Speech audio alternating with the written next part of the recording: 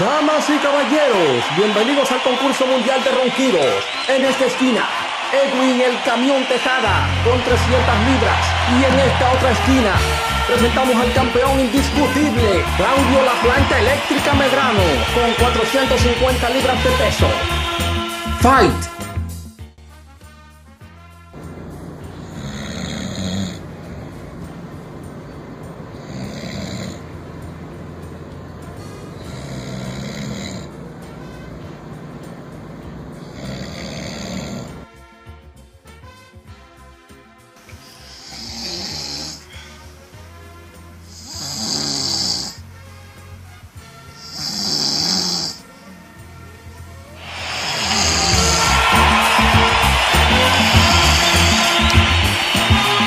Esto es increíble, señores. Ganador por KO, ganador por nocaut, Claudio La Planta Eléctrica Medrano. Nadie ha podido quitarle el título, damas y caballeros. Esto es increíble. Lluvia de gozo en el Carlos Teo Cruz.